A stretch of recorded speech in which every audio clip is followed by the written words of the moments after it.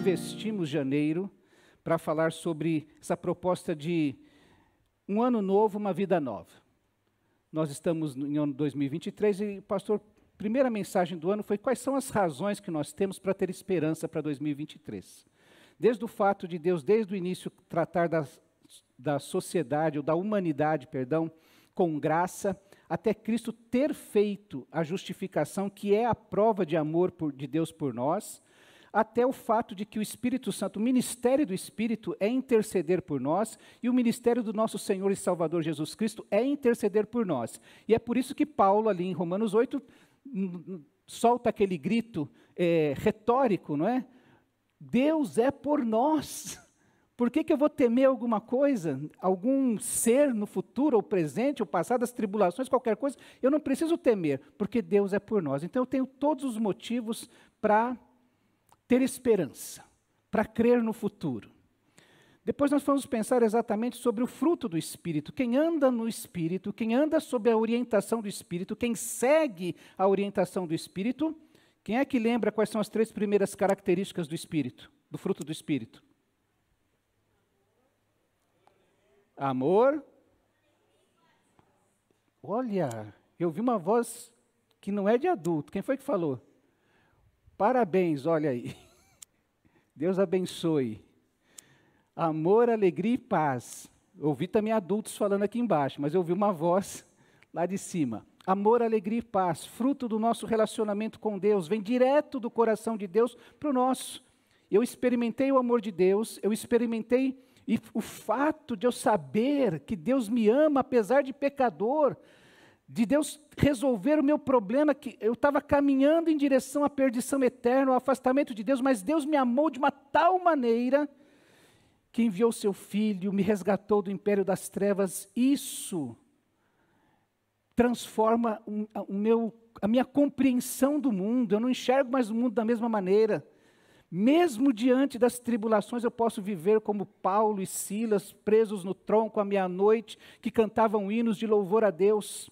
Eu posso enfrentar todas as coisas, como afirma o apóstolo Paulo, naquele que me fortalece.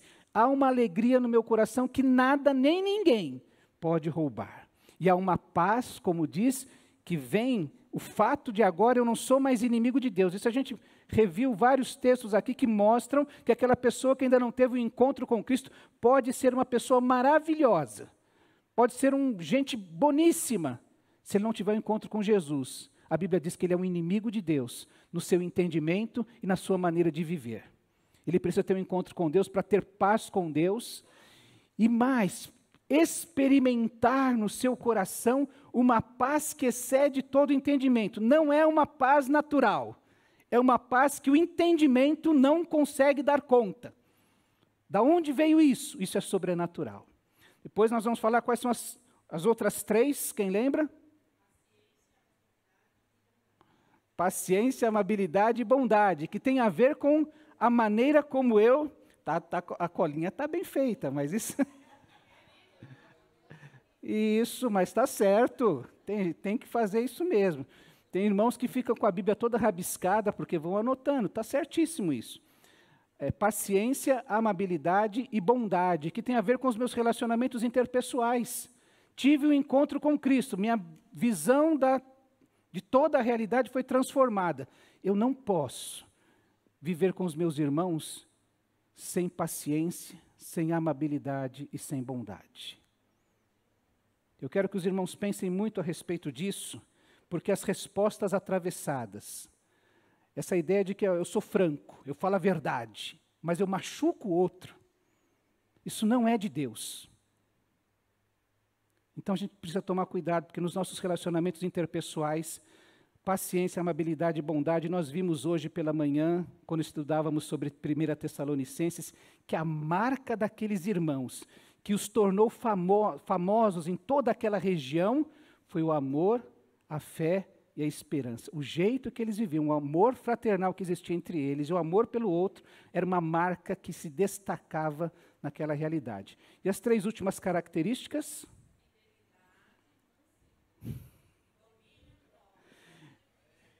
Que é o mais difícil. Eu acho que talvez assim 99% de nós aqui, sempre tem aquela pessoa assim que, eu até brinco com isso, né, que fala assim, olha, eu prefiro ter paz do que ter razão. Então ele não tem que ter domínio próprio, porque ele fala assim, eu fujo de briga. Se eu souber que vai ter agora eu já nem apareço. Então ele não tem que ter domínio próprio. Mas se não, eu creio que você tem que ter domínio próprio com sua esposa, com seu marido, com seus filhos, com seu patrão, com amigo de trabalho, com o vizinho, com o irmão da igreja.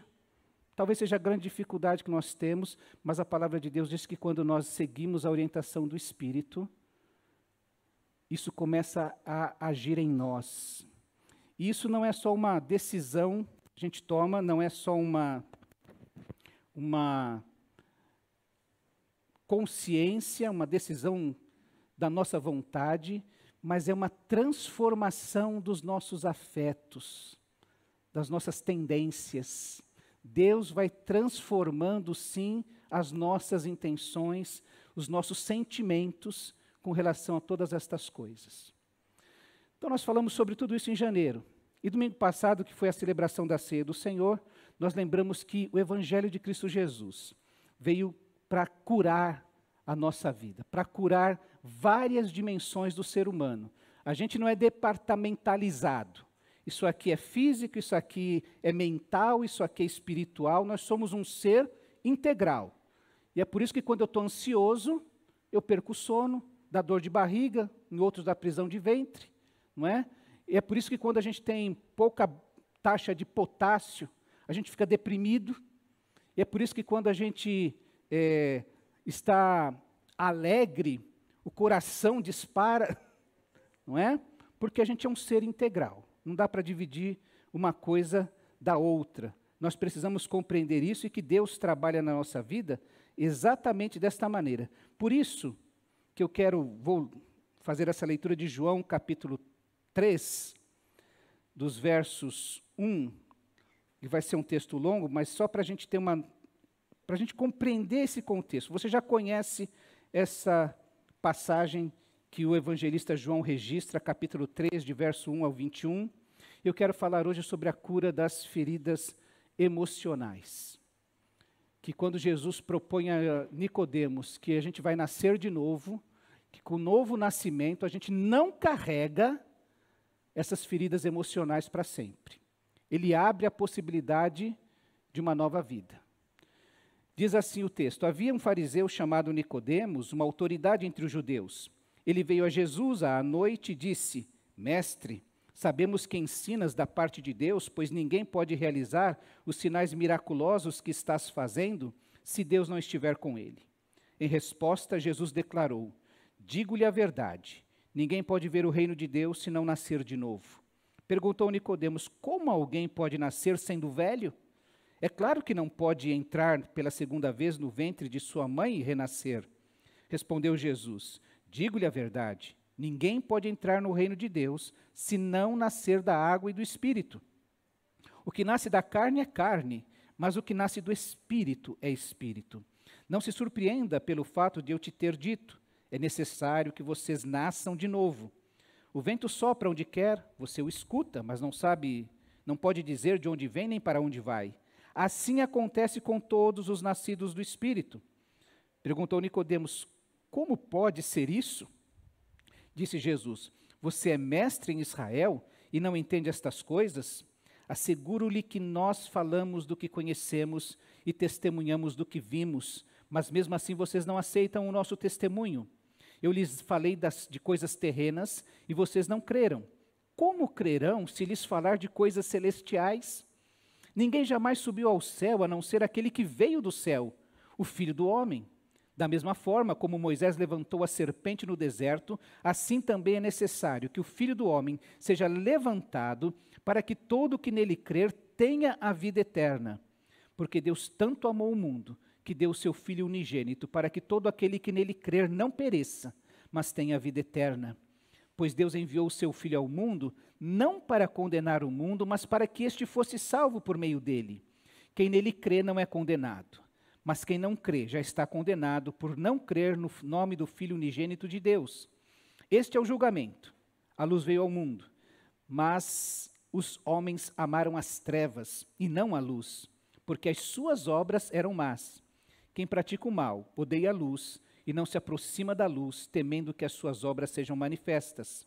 Mas quem pratica a verdade vem para a luz, para que se veja claramente que as suas obras são realizadas por intermédio de Deus. Amém?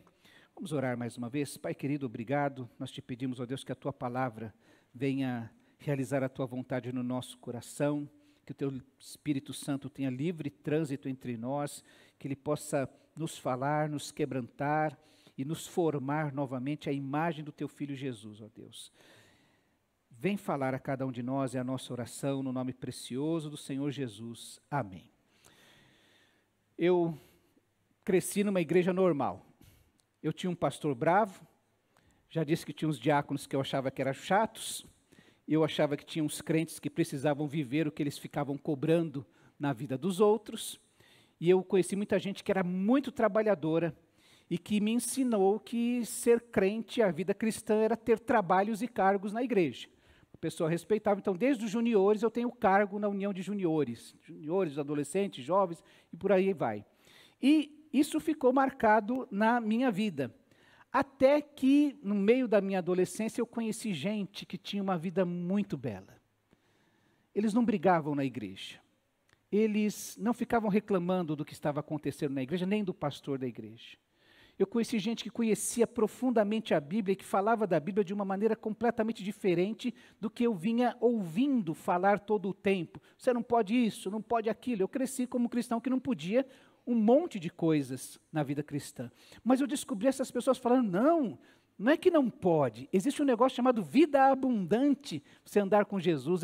Existe um negócio que é você andar no Espírito. E em vez de ter esse monte de coisas que são obras da carne, ele te produz amor, alegria, paz, paciência, amabilidade, bondade, fidelidade, mansidão e domínio próprio. E contra estas coisas não há lei. E eu comecei a andar com essas pessoas e perceber na vida dessas pessoas todas essas características e como elas falavam desta vida abundante, mais do que falavam. Como eu disse, elas tinham uma vida bela, que fazia com que eu desejasse essa vida na minha vida. Eu comecei a questionar Deus sobre isso, vida abundante. E a minha pergunta, e eu sei que é de vocês, e que alguns jovens me procuram, e olha que talvez essa seja a grande reclamação da juventude de hoje. Por que que tão poucos experimentam a vida abundante? Por que que outras pessoas estão repetindo aquela experiência que eu tive lá há tanto tempo atrás, de algumas pessoas que não manifestam essa vida abundante na sua vida? Primeiro, porque a vida abundante ela só nos vem através de Cristo Jesus. Não vem de outra maneira. Você pode ser dizimista, você pode participar da escola da caminhada, você pode ter cargos na igreja, você pode ter, eu sou bisneto, estava conversando com um amigo essa semana que ele é bisneto de pastor. O bisavô dele foi pastor, o avô dele foi pastor, o pai dele foi pastor e ele é pastor. Isso não garante vida abundante, nem a salvação.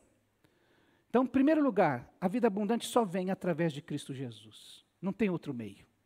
Segundo, é preciso, por causa disso, ter um encontro existencial com Cristo.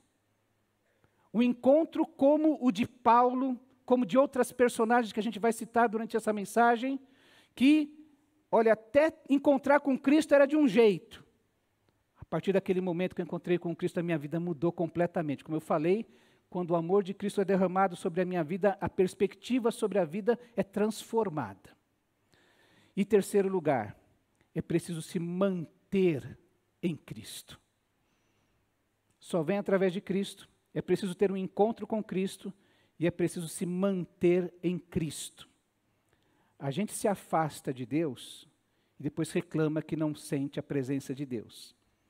Se a gente estudar a Bíblia, a gente vai perceber o povo de Israel, quantas vezes o Senhor nos abandonou, os inimigos nos venceram. E Deus vai falar, vocês correram atrás de outros deuses, dos Baalins, de Aserá.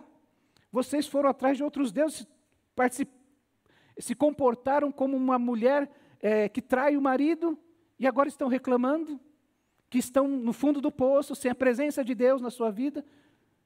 Então a gente precisa se manter em Cristo Jesus. Jesus nos propõe uma vida abundante. em todas as dimensões da nossa existência. Nós já vimos isso, como Deus pode atuar em todas as áreas. Nós entendemos e percebemos que o homem, o ser humano, foi criado para ter um relacionamento harmonioso com Deus, consigo mesmo e com o próximo e com a natureza, inclusive. Pegamos a Bíblia e percebemos isso, mas o pecado desestabilizou tudo isso. O ser humano não tem mais um relacionamento correto com Deus. Você vai se lembrar que aquele primeiro casal preferiu desobedecer a Deus, quebrou a comunhão com Deus e se escondeu de Deus. Aquele primeiro casal, ambos tiveram um problema consigo mesmo, porque eles foram desobedientes. Cada um deles desobedeceu a lei de Deus, passou a ter medo de Deus e passou a fugir de Deus. Isso é uma atitude de dentro de nós, de cada um de nós. E com o outro, a primeira coisa que Adão faz é acusar a sua mulher. Aquele que era osso dos meus ossos e carne da minha carne, o problema é ela. E o ser humano passou a não ser capaz de assumir a sua culpa, mas a jogar a culpa sobre os outros. Parece o Homer Simpson, né, que fala assim, a culpa é minha, eu coloco em quem eu quiser. E ele aponta, então, é assim que Adão devia compreender. E que Jesus aparece nesse ambiente de erro, de relacionamentos quebrados, exatamente para curar os relacionamentos, que estão fragmentados, que estão distorcidos, que estão colocando as pessoas em choque umas com as outras, que faz do ser humano um inimigo de Deus por causa dos seus pensamentos e da maneira como vive. Por isso que Jesus, quando fala, e exatamente nesse texto que ele cita de João 10, os versículos 9 e 10, ele diz o seguinte, eu sou a porta, Jesus dizendo, eu sou a porta, quem entra por mim será salvo, entrará e sairá e encontrará pastagem, ou estará em segurança. O ladrão vem apenas para roubar, matar e destruir. Eu vim para que vocês tenham vida e a tenham em abundância. Vida abundante é uma vida de segurança, é uma vida de plenitude, é uma vida em que nós recebemos tudo o que necessitamos. Quero citar novamente aquele endemoniado gadareno que não era segurado por ninguém, que assustava a todos e que depois de ter esse encontro com Jesus, é encontrado aos pés de Jesus, sentado aos pés de Jesus, vestido e em perfeito juízo. E todos ficam admirados e assustados com a transformação que aconteceu na vida dele. E é interessante que este homem quer seguir a Jesus. Ele suplicava a Jesus, eu quero andar com o Senhor. Porque eu fico imaginando, né, você ter tantos demônios na sua vida, viver uma vida daquele jeito. Quando você é liberto, fala, eu quero ficar aqui pertinho de Jesus. Porque aqui eu sei que tem poder e tem proteção para a minha vida. Mas Jesus diz, volte para a sua casa e conte o quanto Deus fez por você. E ele volta para obedecer a Jesus. Este homem devia ter na sua mente muitas coisas que ele viveu. Provavelmente ele sabia que teria vivido no meio dos sepulcros. Talvez ele tivesse ainda no seu corpo algumas marcas das correntes que ele quebrou, de brigas que ele teve, porque ele batia, mas ele também apanhava, provavelmente, né? Então ele devia ter marcas no seu corpo que faziam com que ele lembrasse do seu tempo em que ele era um escravo completamente dominado pelo diabo. E pode ser que ele tivesse coisas que ele nem se lembrava. Que as pessoas diziam para ele, você fazia isso, você é aquele que fazia dessa maneira. Essa semana apareceu uma reportagem de uma moça que bebeu, e bebendo, parece que ela misturou com o remédio dela, e ela foi abusada. E foi abusada publicamente, e o vídeo caiu nas redes sociais. E o artigo, ela dizia exatamente, que vergonha para minha mãe. E o título do artigo era mais ou menos assim, por que você não deve beber? Porque ela acabou caindo nisso. E ela falou, eu não lembro, eu só lembro que eu bebi e depois eu lembro que eu estava em outro lugar. E o que aconteceu nesse período eu não lembro mais. Então pode ser que esse endemoniado tivesse todas estas características na sua vida. Mas este homem é encontrado em perfeito juízo e é capaz de tomar uma decisão de obedecer a Jesus e voltar para a sua cidade e começar a pregar o evangelho, falar, olha, eu sou aquele que um dia foi dominado pelos demônios, mas existe um homem chamado Jesus que tem poder sobre os demônios e que me libertou de uma vez por todas. Ele teve que enfrentar, inclusive, esses fantasmas que ele tinha dentro de si, que eram essas lembranças desse tempo ruim que ele enfrentava, dominado pelos demônios. Existem pessoas que têm uns problemas, talvez que a gente possa olhar com menos e achar que eram menores, como Zaqueu, por exemplo. No seu encontro com Jesus, ele imediatamente sabe que precisa consertar a sua vida. E talvez porque imediatamente ele perceba assim, eu sei que prejudiquei pessoas. E eu sei que eu posso encontrar pessoas que vão me acusar, vão apontar o dedo na minha cara e falar, você é aquele que me prejudicou. Você é aquele que me roubou, você é aquele que me extorquiu. E é Zaqueu que, diante de Jesus, diz, olha, Senhor, estou dando metade dos meus bens aos pobres, e se de alguém extorquir alguma coisa, devolverei 4 vezes mais. E é essa mudança de atitude, essa decisão de mudar o rumo da sua vida e da maneira de viver, que Jesus olha e fala, agora tem salvação. Não é porque Zaqueu falou, olha, agora eu sou amigo de Jesus. Jesus foi na minha casa jantar comigo. Não era isso. Jesus olha e fala assim, olha, esse anseio por transformar a própria vida, por mudar os seus comportamentos, e é porque o coração de Zaqueu não é só uma decisão, eu sei que eu roubei, então eu vou devolver. É porque o seu coração foi transformado para desejar fazer o que é certo. Desejar, falar, eu tenho dinheiro, mas eu vou abrir mão desse dinheiro que eu ganhei de alguma maneira para poder abençoar outras pessoas, para poder colocar em ordem a minha vida. Zaqueu devia ter muitas lembranças e por isso ele começou a tentar consertar a sua vida pregressa. Ele devia ter na memória pessoas que poderiam acusá-lo e gente que foi prejudicada por ele. Esse tipo de comportamento é quando você olha e começa a achar aquilo que nós chamamos de vida abundante. Vida onde você vai e se encontra seguro.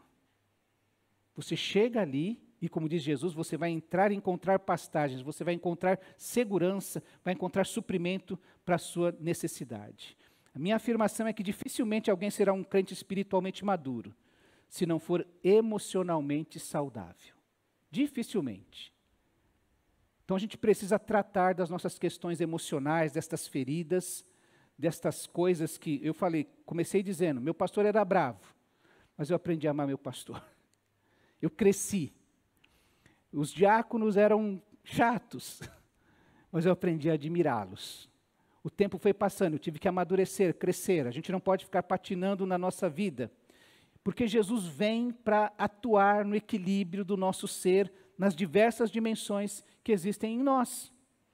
Ele disponibiliza poder para enfrentarmos aquilo que nos aflige e aquilo do qual nós temos carência. Quando nós temos aflições, nós precisamos de libertação. Nós temos sentimentos que nos afligem. Eu já contei para os irmãos que tinha uma irmã que, quando pensava, só de pensar num parente dela, ela falou que já começava a tremer. Porque ela tinha um problema com essa pessoa que desestabilizava ela. E estas aflições é aquilo que nos atormenta, que nos tortura. Já ficou com raiva de alguém? Você dorme pensando na pessoa, acorda pensando na pessoa? E tudo que... Tem tantas coisas que trazem à sua memória que você não gosta dela, que você tem raiva dela. Ouve uma música, fulano. Está lendo um livro, isso aqui era para fulano. Está comendo alguma coisa, isso aqui fulano gostava disso. E aquilo fica te torturando. Te tira o sono, te tira o apetite, te tira a paz do coração. E a sua vida é que fica estragada. Fica essa vida de aflição. Esses sentimentos nos aprisionam e ficam nos torturando. Porque nem tem a ver conosco, tem a ver com os outros. E quando Jesus propõe essa libertação dessas aflições, Ele está dizendo que nós vamos viver independentemente deles.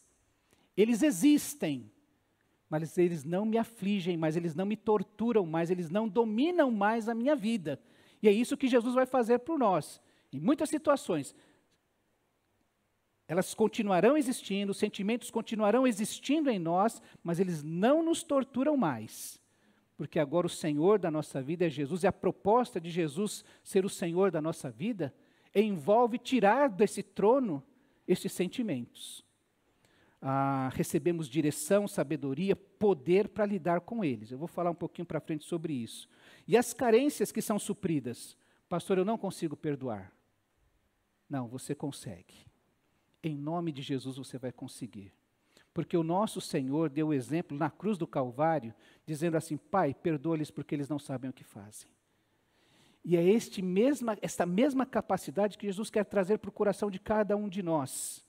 Não consigo olhar para fulano. Não, você vai conseguir. Irmãos, já pensou Jesus fazendo a ceia, celebrando a ceia do Senhor, chamou todos os 12 apóstolos, deu o pão a todos eles, deu o cálice a todos eles, orou por todos eles, e Judas estava ali. A gente, humanamente, fala assim, não, eu não vou chamar Judas para essa ocasião, não. Vou chamar só aqueles meus amigos. Mas Jesus amou, João registra ali que Jesus amou a todos e amou todos até o fim. Então a gente pode. Eu sei que deve ser absolutamente difícil, absolutamente complicado, você olhar para um abusador. Alguém te molestou na sua infância. Deve ser absolutamente complicado você olhar para alguém que lhe traiu. Mas é possível vencer tudo isso. Como confiar em alguém, por exemplo, que te abandonou? Como voltar a confiar nessa pessoa? É absolutamente complicado isso, mas é possível ser curado. Isso continuará existindo, a gente vai morrer lembrando dessas coisas, mas isso não pode mais torturar a mente e o coração daquele que está em Cristo Jesus. Quando você pensa nos discípulos de Jesus, eu vou citar só 3 exemplos aqui, o publicano Mateus, que ele era alguém rejeitado por todo mundo. Nem judeus, nem romanos gostavam dele. Ele era visto com desprezo, desconfiança, tanto por judeus como por romanos, até se encontrar com Jesus, se tornar um discípulo de Jesus, e poder olhar para frente e recomeçar a sua vida ao lado de Jesus. Ou Simão Zelote. Simão Zelote, meus irmãos, deve ser assim, ele devia ser como um bolsonarista ou um lulista radical. Os zelotes, eles pegavam em armas para matar os romanos, para libertar Israel do jugo romano. Ele era radical. Ele estava disposto a pegar em armas. Imagina o Mateus, que era funcionário da Receita Federal do Império Romano, e Simão Zelote, que queria acabar com essa Receita Federal, convivendo. E esse Simão Zelote teve que abrir mão desse radicalismo para poder seguir a Jesus, caminhar com Jesus. Ou Tiago e João, 2 outros discípulos que vão para Jesus, tinham tanta sede de poder, de mandar, de estar em evidência, que chegaram para Jesus e disseram, Jesus, um trono do seu lado direito, outro trono do seu lado esquerdo. Um para mim, um para o meu irmão. Para que eles queriam isso? Essas pessoas tiveram que lidar com estas mazelas do ser humano. Nós gostamos de poder. Nós temos os nossos radicalismos. Nós, inclusive, por causa deles, olhamos com desdém e desprezo para aquele que não pensa como a gente. E a gente precisa tratar destas coisas no nosso interior. Como eu disse, não é possível ser maduro espiritualmente se não houver este equilíbrio emocional, ser saudável emocionalmente. No Antigo Testamento nós encontramos outras pessoas também com essa característica. José do Egito. Ele foi desprezado pelos irmãos, ele foi rejeitado, ele foi traído pelos irmãos, ele foi vendido pelos irmãos. Quiseram apagar José da história da família. Só que um dia, a coisa virou. E todos os irmãos de José estão nas mãos de José. É a hora de você se vingar. Chegou a hora de você pagar com a mesma moeda. Recentemente eu recebi um texto de um amigo, e foi naquela hora, Deus é tão bom que Ele chega na hora certa, no momento certo, não é? E o texto falava sobre como é que você sabe que você é manso. Não é quando você está na mão do outro e você tem que ficar, como a gente diz, pianinho. Fica quietinho, o outro domina você, você fica quietinho. E ouve tudo que tem que ouvir. Você vai descobrir se você é manso. Quando a coisa vira, e aí o outro vem para a tua mão, você vai tratá-lo da mesma maneira, você vai se vingar dessa pessoa. José tratou com benevolência os seus irmãos. Ele não foi escravo do revanchismo. Agora chegou a minha vez. Ou de Oséias. Os irmãos conhecem a história de Oséias? Deus falou: Israel é como uma mulher adúltera. Então Oséias vai e casa com uma mulher de prostituição, uma mulher que não tem uma boa fama. E Oséias vai e casa. E ama essa mulher. E mesmo depois de traído, ele resgata essa mulher. Para mostrar que Deus é capaz de fazer isso. É assim que Ele nos trata. Ou de Davi. Do dia que Davi foi ungido rei por Samuel, até o dia que Davi finalmente sentou-se no trono de Israel, foram 10 anos, e em grande parte dele perseguido, injustamente, por Saul. Saul era o rei que arremessava lanças contra Davi, que desconfiou de Davi o tempo todo, que teve inveja de Davi o tempo todo. E Davi teve pelo menos 2 chances de matar Saul, e não matou. E depois de morto, Davi trata com respeito os herdeiros de Saul, porque nenhum dessas personagens era escravo desses sentimentos que querem nos aprisionar. Mas eu quero lembrar aqui de Jó, que teve uma vida de tantas dificuldades, tantas possibilidades. Eu destaco aqui que Jó poderia culpar a vida. Por diversos motivos, os seus negócios todos quebraram e ele perdeu todos os seus bens. E Jó poderia passar a sua vida dizendo: a vida não foi boa comigo. Só aconteceu fatalidade na minha vida. E ainda pior, um desastre natural ceifou a vida de seus filhos. Um desastre. Veio uma vendaval, a casa caiu, matou todos os filhos dele. Jó também poderia culpar a Deus. Onde estava Deus quando veio esse vendaval e matou meus filhos? Já fez essa pergunta para Deus? Onde é que o Senhor estava quando aconteceu essa desgraça sobre a minha vida? Quando isso me tomou? E olha que eu imagino, não consigo imaginar na realidade, perder um filho deve ser uma das experiências mais difíceis da vida. E Jó perdeu seus filhos e poderia culpar a Deus. Onde é que o Senhor estava que não protegeu meus filhos, mesmo com toda a minha devoção? Que Jó era aquele homem que levantava de madrugada para entregar sacrifícios a Deus pelos seus filhos. Era um homem, o próprio Deus achava íntegro, o mais íntegro de toda a terra. No entanto, onde estava Deus? E Jó podia ter passado a sua vida falando assim para Deus: onde é que o Senhor estava? Deus não gosta de mim, Deus não cuidou de mim. Jó poderia culpar também os seus amigos, Elifaz, Bildade, Zofar, que vieram, e eles sentaram ao lado de Jó, ficaram ali alguns dias em solidariedade, entendendo a dor, a tristeza, os problemas dele, mas quando eles abriram a boca, eles acusaram Jó, e depois Deus vai dizer que vocês não falaram palavras conforme a minha boca. Eles não conseguiram ser um canal de bênção sobre Jó. E Jó poderia falar assim: a culpa é dos amigos, ou da falta de amizade que eu tenho. Nos momentos difíceis, nem os meus amigos cuidaram bem de mim. Ele também poderia culpar a si mesmo. E na realidade, quando você lê do capítulo 3 até o 40, você vê Jó numa luta tremenda, tentando entender a sua vida.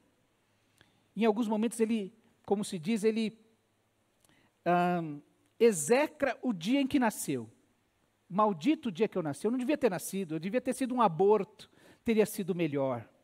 Ele tenta essa luta insistente de buscar uma resposta para os problemas que tem enfrentado na vida.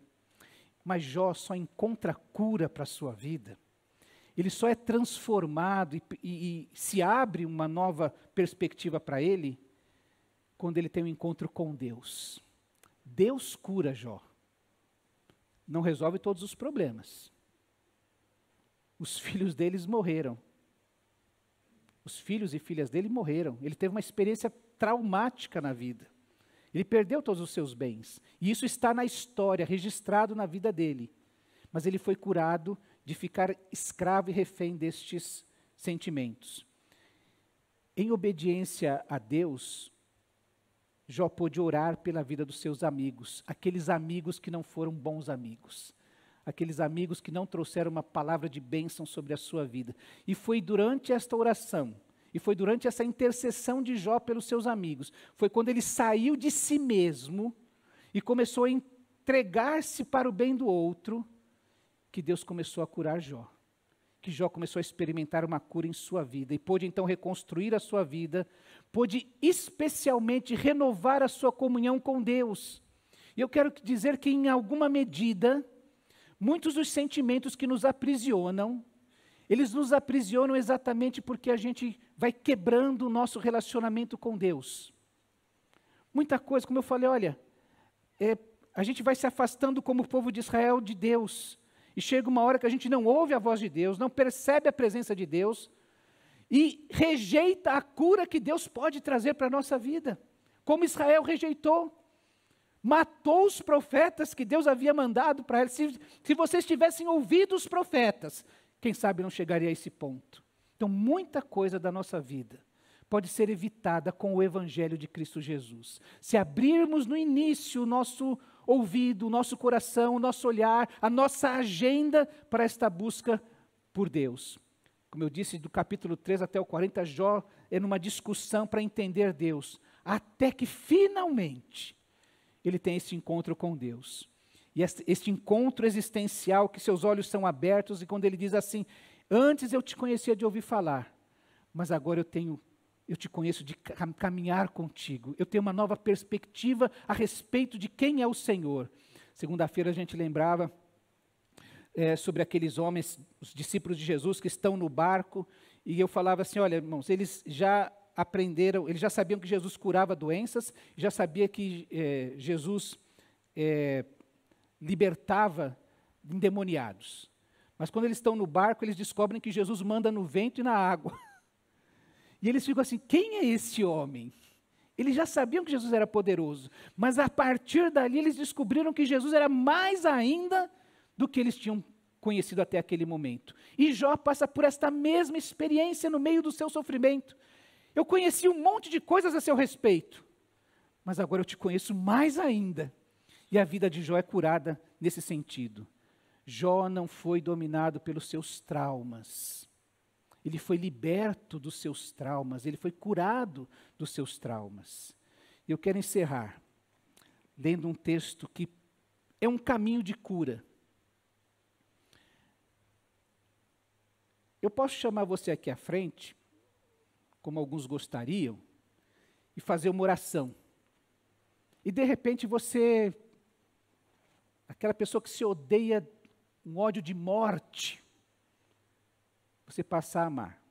Porque Deus faz milagres. Ele pode fazer isso. Não sei se Ele quer. Então eu não vou te prometer isso, nem vou te chamar para orar aqui para, eu quero me libertar disso agora. Ele pode fazer isso. Mas não sei se Ele quer. Agora existe um caminho, que é o caminho que nós devemos, enquanto Deus não fizer isto, enquanto eu não tiver esse encontro com Deus que cura a minha alma, que abre essa perspectiva de transformar os meus sentimentos, as minhas afeições, as minhas tendências, é um caminho que cada um de nós pode trilhar. Primeiro é o caminho da consciência, da entrega. Quando você entrega algo a Deus, você deixa Deus fazer o que Ele quiser. Isso não lhe pertence mais. Lembro de um casal que estava se separando e naquela crise o marido tinha desconfianças que a mulher teria outro homem na sua vida. E ele apareceu para conversar com o pastor muito angustiado, uma crise emocional terrível, de choro, de revolta. E aí falou, não, Deus não quer e eu exijo e eu quero determinar em nome de Jesus uma série de coisas. E Então, ele foi ser aconselhado, você precisa entregar isso a Jesus.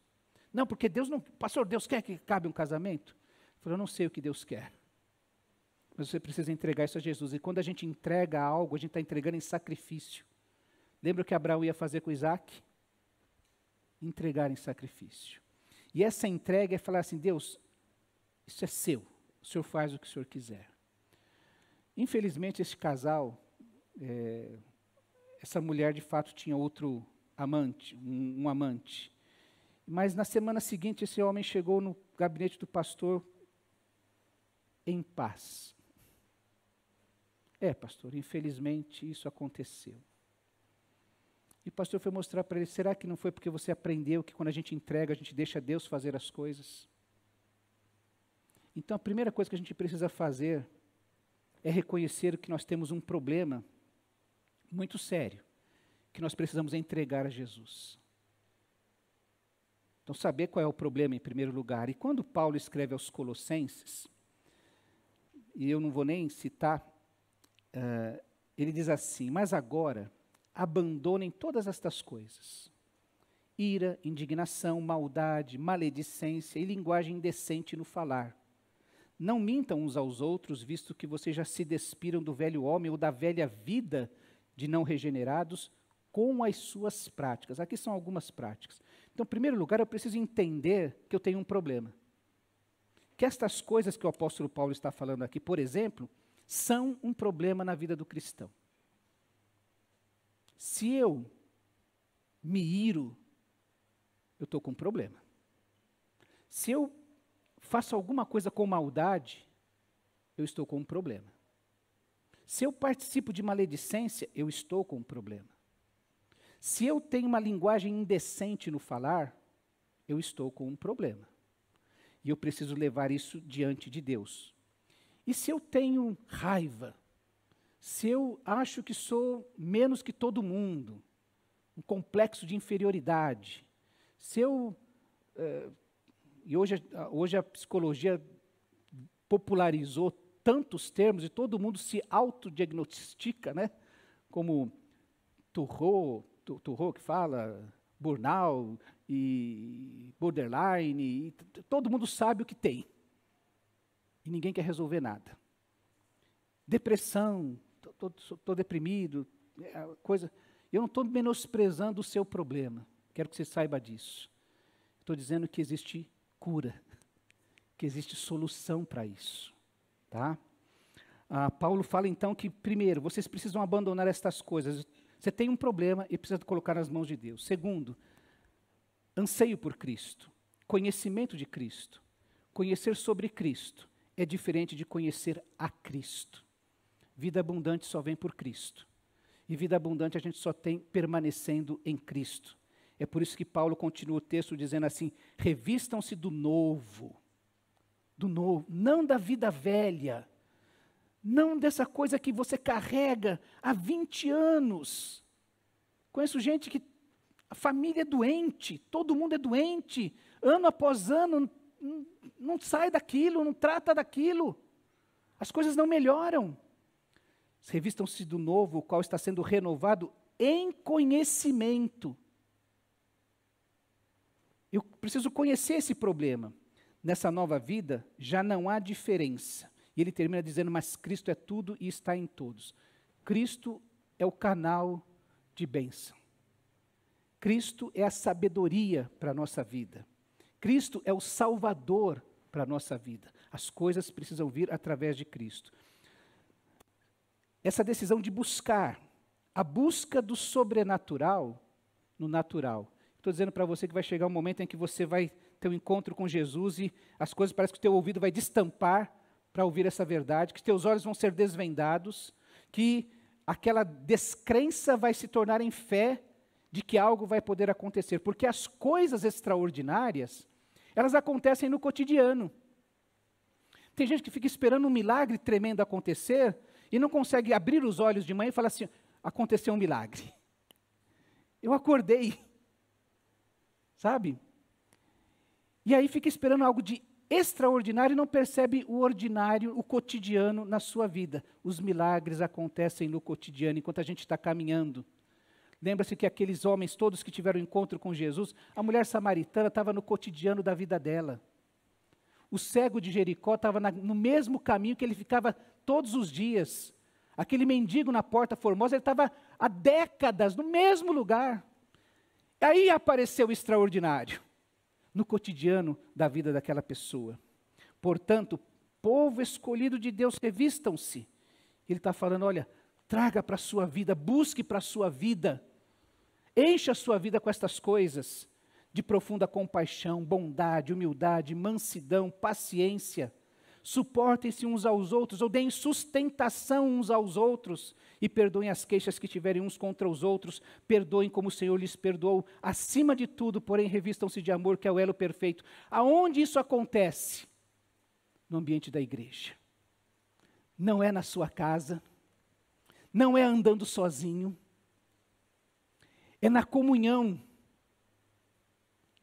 Esse novo aspecto de pessoas que vivem desigrejadas, como é o termo que se usa hoje, estão cometendo um suicídio fazendo isso. Porque estas coisas, essa busca por esse sobrenatural vai acontecer no cotidiano quando o povo de Deus escolhido se reveste destas coisas.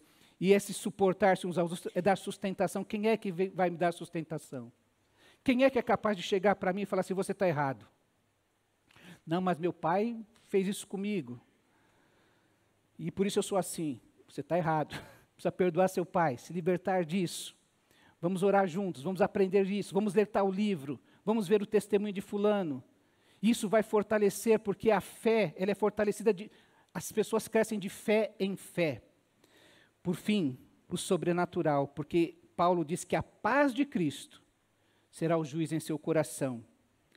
E aí ele fala assim, habite ricamente em vocês a palavra de Cristo.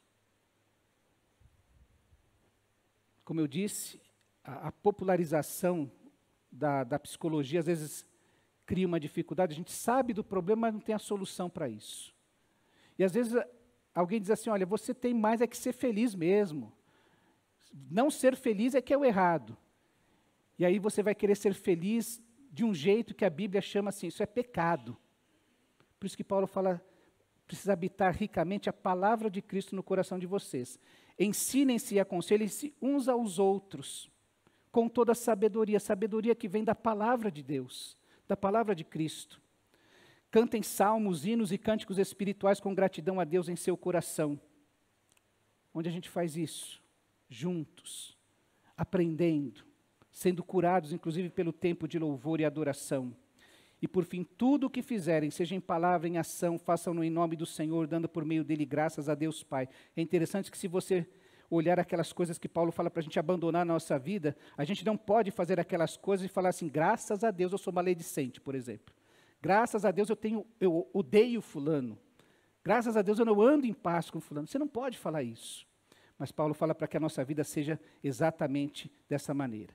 Eu quero terminar, nesses últimos minutos, não dando a minha vida como um exemplo, mas eu quero contar um testemunho do que Deus fez na minha vida. Eu tinha horror, eu não queria servir o exército. Eu tinha 17 para 18 anos. E 6 meses antes de completar 18 anos, já sabendo que gostaria de ir para a faculdade teológica, estudar para ser pastor, eu queria sair de São Paulo, ir para um seminário distante. Eu fui falar com meu pastor, e meu pastor falou, não, a igreja não vai pagar para você ir para lá, você tem que estudar em São Paulo. Foi a primeira frustração que eu tive com relação a essa situação.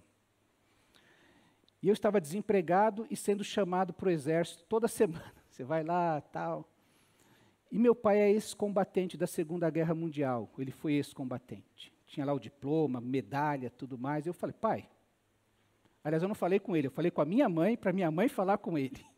Porque a gente não tinha um relacionamento assim, de conversa, de liberado, né?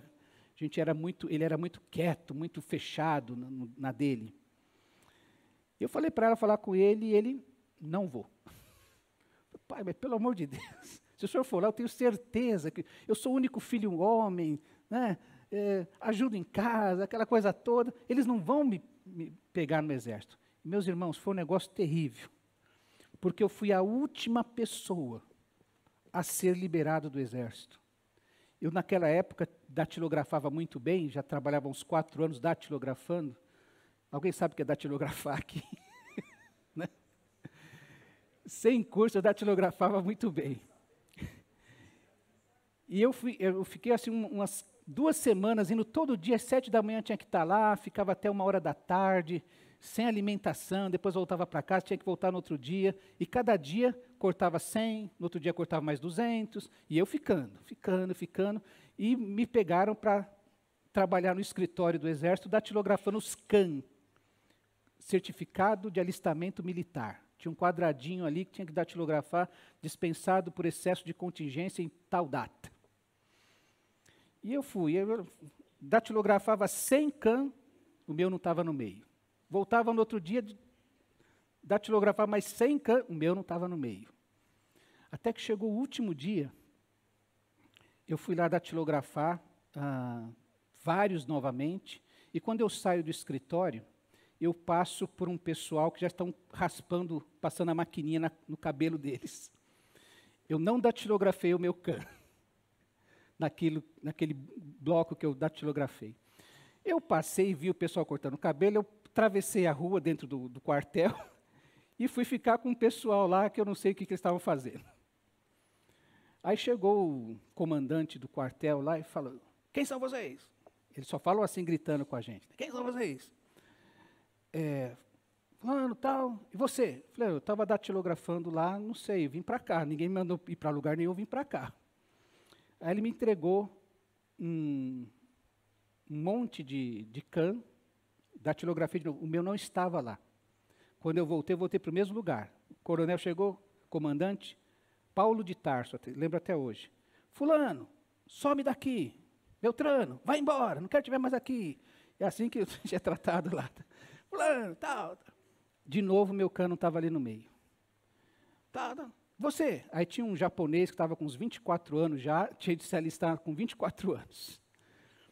E você? Falei, olha, eu estava datilografando o CAM, estou aqui. Aí que me mandaram datilografar o meu CAM, me dispensando.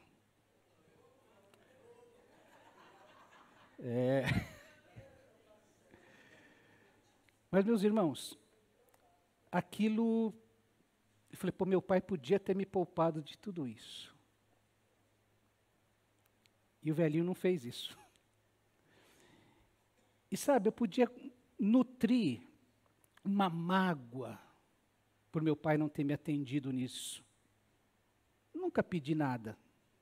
Acho que foi a única coisa que eu pedi, ele nos ensinou dessa maneira, a única coisa que eu pedi, implorei para que fizesse fosse isso. E ele não fez. Sabe quem impediu que uma mágoa se instalasse no meu coração?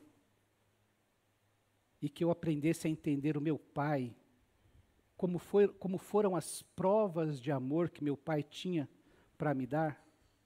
Foi o Evangelho de Cristo. Foi ele que me ensinou que eu sou de uma geração com muito mais informações, com outras experiências, e que eu estava mais apto a entendê-lo do que ele a mim. Mas que dentro das condições dele, ele foi um pai maravilhoso. Eu tenho saudades do meu pai, eu gostaria muito que ele estivesse vivo, 101 anos agora completaria, para poder ver, para a gente poder conversar, para ele poder falar bravo, nervoso, aquela voz brava dele. Mas isso foi o que Deus fez no meu coração. E porque ele fez no meu coração, eu sei que ele é capaz de fazer no seu também. Perdoar quem te feriu. Transformar o seu coração. Eu queria, aqui não é uma sessão de terapia, não é uma terapia.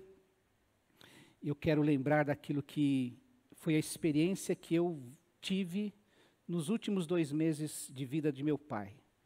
Malaquias 4:6 diz que ele fará com que o coração dos pais se voltem para os seus filhos e os corações dos filhos para seus pais.